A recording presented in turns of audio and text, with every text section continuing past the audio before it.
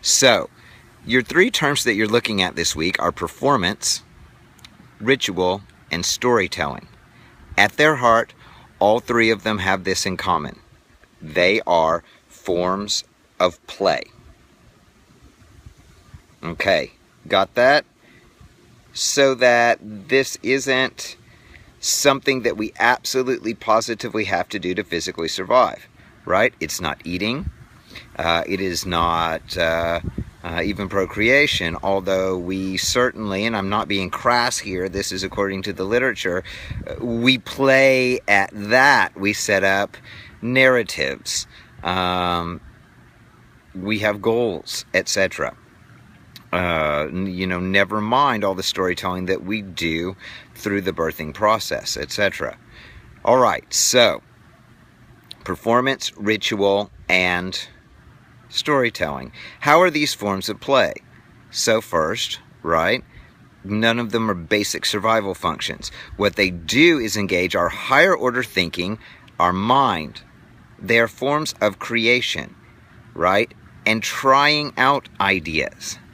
A performance. If I stand up, raise my hands, point at you, that is a performance, right? Think of your favorite movie, right? Let's go with the love movie. And the lovers approach each other and suddenly the camera starts to go into slow motion. We know this trick. It's simply a convention, but it works almost every time. Why? We have taken this form of what if, this play, right? We are using a storytelling convention. We are putting a special ordering on time here, right? Which is actually something that ritual does. But we are performing love. We are trying to show visually what it feels like in that moment where the world slows down and you see your soulmate eye to eye and you approach her, you approach him, and it's as if time itself stops and expands, right? That's something that it took me several words to talk about, and I can show it with one performance convention. All right, so a convention is basically a shorthand or a language, something that we use in performance that everybody recognizes, and you don't have to be told to recognize it, you just do, right? Slow motion is one of those. Now we've taken that a step further after the Matrix, and we use bullet time. This shows us the importance of a singular action that would be quick if we saw it on its own. Right? And just in real time, we might miss it, right? The idea of performance is to take these very moments and expand them and explore them, all right? So performance is something that we recognize. When I point at you, my band calls this the 5-finger point. It means I'm really pointing at you. You've probably messed up in some way. Because I'm pointing, we understand that this implies you. There's an implication. There's almost a violence to it, right? Because this looks very much like an extension of self, like a sword or a weapon. So performance works with symbols. Ritual works with symbols. All right. When you hear the word ritual, hopefully you're not thinking like black masses and, satanic ritual or something like that. Rituals come in all sorts. There's the everyday. I'm going to brush my teeth. There's a special order that I do that in. That's functional. What we're really talking about here with play are the deeper rituals. Rituals like weddings, coming of age rituals, graduations, quinceañeras, more primitive coming of age rituals where you actually go out into the woods and survive for a night, right? There are sacred and secular rituals. A sacred ritual is something like communion, the taking of the Eucharist, a baptism, a bar mitzvah, some sort of religiously affiliated or some sort of ritual that is tied to the sacred. Some people would argue that, for instance, secular, right, non-religious, non-spiritual, rituals such as going to a Dallas Cowboys football game, right? A professional sporting event. It is ritual in pattern. But some of us might consider it sacred. Look who's back. What are you doing? Good. Good. What are you doing? The answer is good. Good. Yeah, I'm telling these guys about ritual right now. You have a ritual, don't you? In the evening time? Do you have a special order of Yes. things that you do before you go to bed? And you do that every night, right? Yes. Yeah. I brush my teeth and read stories. Uh-huh. And brush my hair. Uh-huh. And put my pajamas on. Uh-huh. And go potty and turn off the light and go to sleep. Okay, does that help you to go to sleep after you've done all those things? Yes. Does it make you feel secure? Yes. That's what ritual does for us, right? And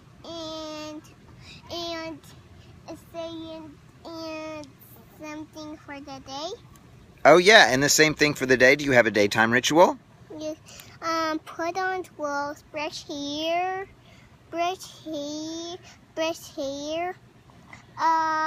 Go to the potty when I need to. Uh-huh. Yes. And what else?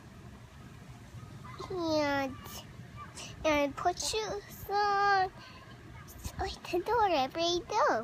That's right. So it's functional. Like, it matters that you have shoes on, right? Yes. It matters that you brush your teeth and potty, right? Yes. But sometimes it takes you 2 minutes to brush your teeth, and sometimes it takes like 5, right? Yes. So there's a space in there where anything can happen, right? You have to Yes. put on shoes, but you might choose to put on any shoes. You might say, I want to go barefoot, right? Yes. This is the ritual process. It gives us security by recovering or restoring behaviors that we're used to.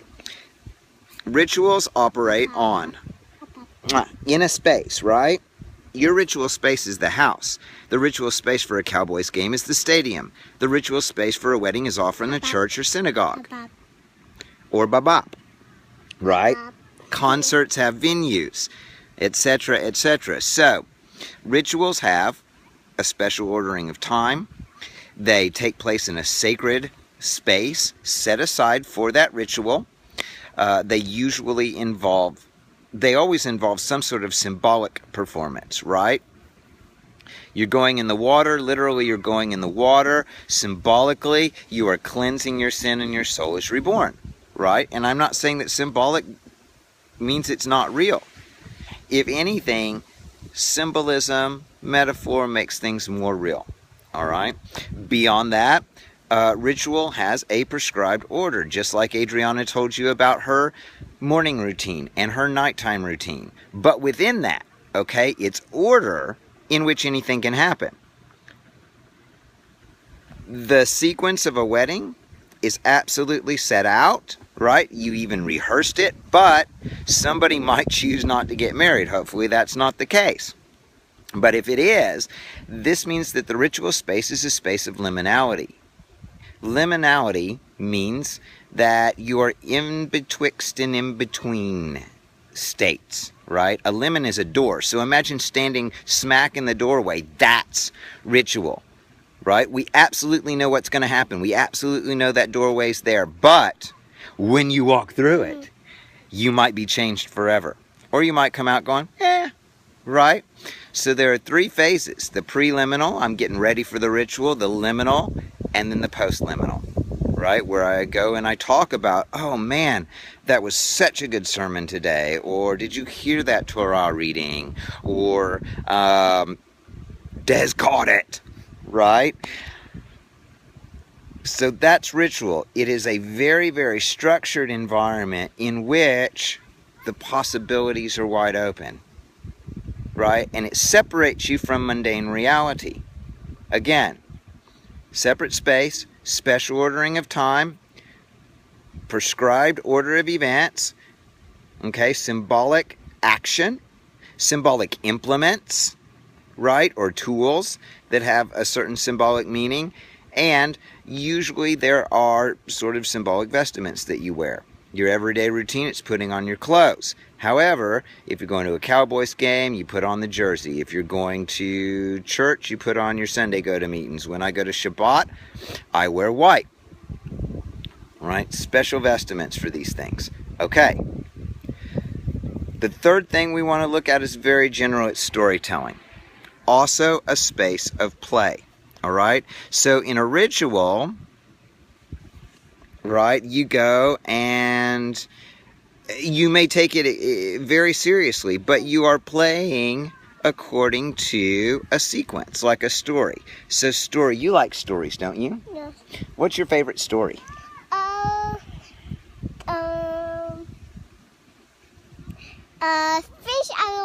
Fish out of water. A fish out of water. Yeah, and what happens in a fish out of water? He doesn't get any water. The fish keeps getting too big for the water, right? Yes. So they have to keep moving him and moving him and moving him and moving him. What's the moral of the story? The adult told the guy not to feed the fish too much, and he fed the fish too much, all right? So it is physically illustrating, right, even in an absurd way, the abstract idea of listen to your elders. But through story, we get to see that principle in action, and that's what storytelling does. Above that, we organize our experience in story. For instance, I say, man, we came to the park because Adriana was getting a little bit restless and wanted to get out, right? Then I got the idea that this would be a perfect time to talk about play, like performance, ritual, and storytelling. So I got out my phone. Then Adriana came over here and joined me. And now I think it's probably time to end the lecture for this week and go make up some stories with my little girl. Beginning, middle, end, a sequence of events. We organize our experience with story. And when you get into the lesson, you're going to see even more how and why we use storytelling to actually change and create our world. All right, so enjoy this one. This is one of my favorites. I'm absolutely going to be interacting on the boards this week and really interacting with you as much as I can, because performance, ritual, storytelling, this is my major field. It was what my dissertation was about. So let's see what you think about these very important building blocks of the human experience. All right,